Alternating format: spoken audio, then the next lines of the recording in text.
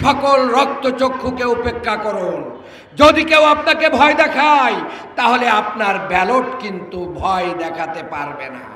হয়তো অস্ত্র সম্মুখ পানে আনতে পারবে, কিন্তু ভোটের মাঠে ভোটের বুথে সেই সিলটা কিন্তু অস্ত্রের মুখে নেওয়া যাবে না।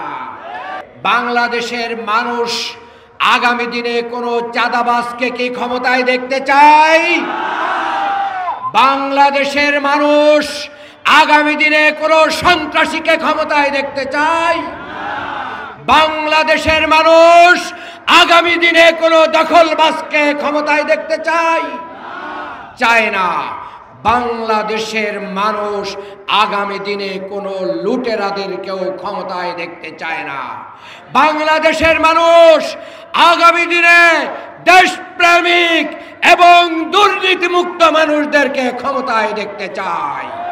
বাংলাদেশের মানুষ কুরআন সুন্নাহ মাফিক একটি রাষ্ট্র গঠনের মানুষদেরকে ক্ষমতায় দেখতে চায়।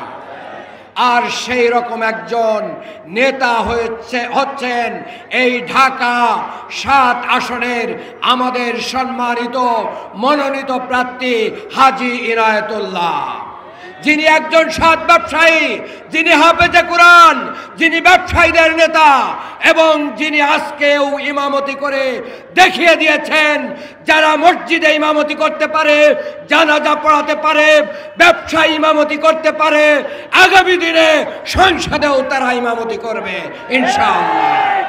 আমি এতটুকু গ্যারান্টি দিয়ে বলতে চাই, যতটুকু ওনার সাথে আমার কথাবার্তা এবং উঠা বসার ওনাকে চেনার সুযোগ হয়েছে, কামরাঙ্গীরচরবাসী আপনারা উন্নয়ন থেকে দীর্ঘদিন বঞ্চিত আছেন।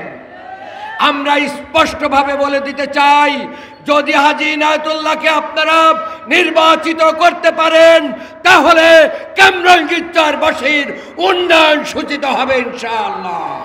আসুন সকল রক্তচক্ষুকে উপেক্ষা করুন। যদি কেউ আপনাকে ভয় দেখায় তাহলে আপনার ব্যালট কিন্তু ভয় দেখাতে পারবে না।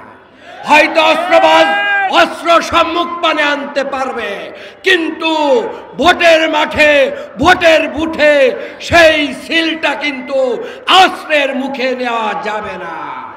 কাজেই আমরা সমস্ত সন্ত্রাসীদেরকে হুঁশিয়ার করে বলে দিতে চাই, আমরা কারোর রক্তচক্ষুকে পরোয়া করি না, আমরা এক আল্লাহকে ভয় করি।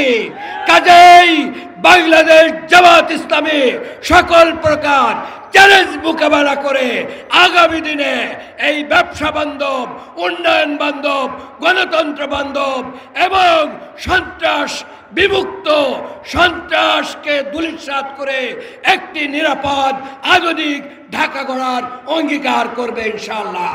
সেই অঙ্গীকারের মিছিলে আপনাদেরকে অংশগ্রহণের আহ্বান জানিয়ে, দাঁড়িপাল্লার পক্ষে স্লোগান দেওয়ার আহ্বান জানিয়ে আমার বক্তব্য শেষ করছি। আল্লাহ হাফেজ।